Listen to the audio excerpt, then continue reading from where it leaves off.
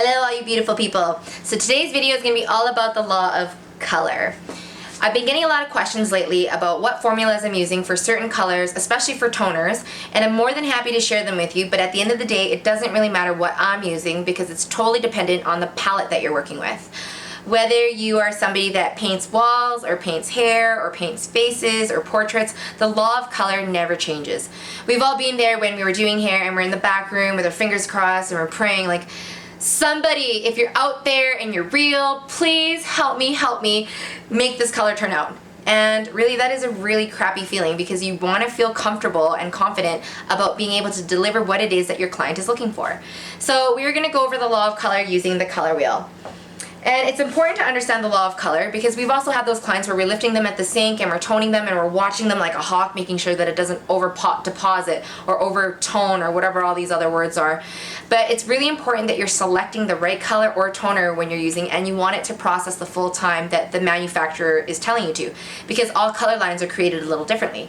For instance, let's say this color line tells you to deposit it for 20 minutes, well maybe, or let it process for 20 minutes, maybe you have to let it process because the first 10 minutes it's lifting and then the last 10 minutes it's depositing. So if you're rinsing it off prematurely, you're not going to get that deposit of the true tone that you're looking for.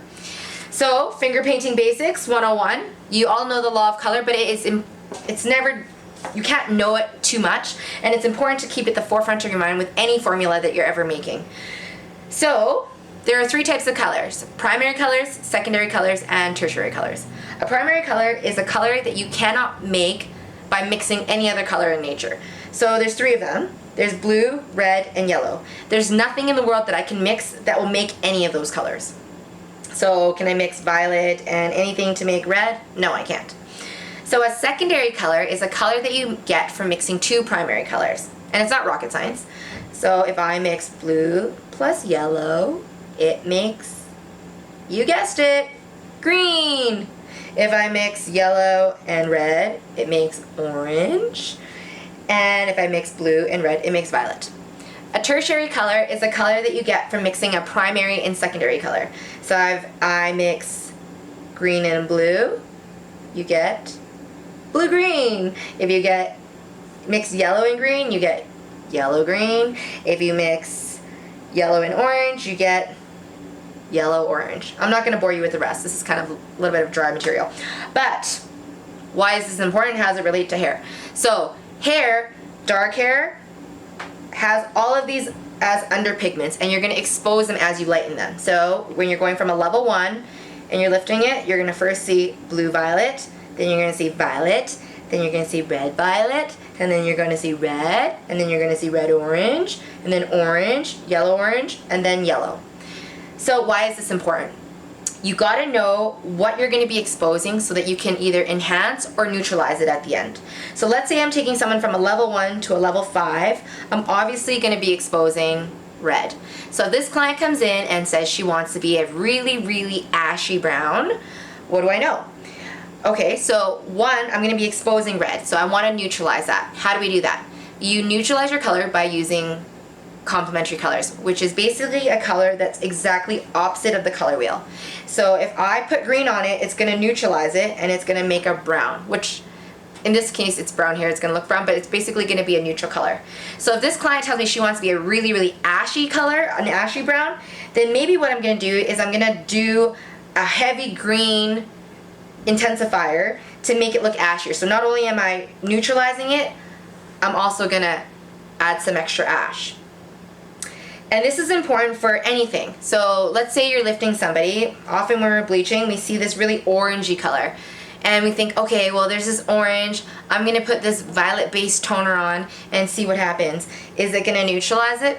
Yeah, it's going to neutralize it a little bit. It is still kind of opposite of the color wheel, but it's not going to neutralize it as good as if you're going to put straight blue on. And I know that scares a lot of people because they're like, how can we get blue in the hair? It's going to look so blue.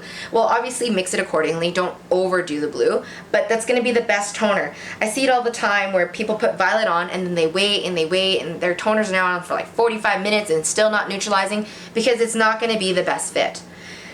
So if I have somebody that's showing yellow, then I'm going to use violet. If I have somebody showing orange, then I'm going to use blue or something with blue in it. Maybe I'm using a blue violet. It's completely up to you, but once you know the law of colors, then you can the artistry is yours. You can create it however you want to create it.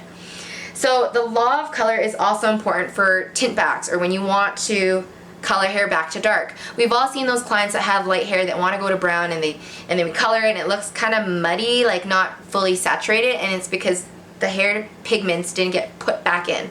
So technically, you want to be able, or anything that when you're coloring anything 2 levels darker or more, you want to fill the hair.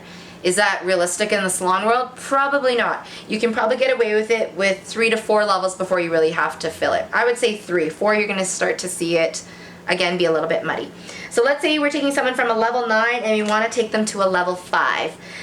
The proper way to really tint back the hair is to add all of these pigments in it. So what I'm going to do as a fill color is maybe I'll add 8 yellow orange, something with 7 orange, a little bit of 6 red orange, and a little bit of 5 red.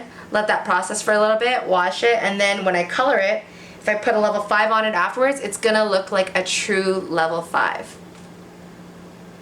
So other than that, I think that covers it all. If you have any questions, make sure to leave a comment and I will make sure to get back to you.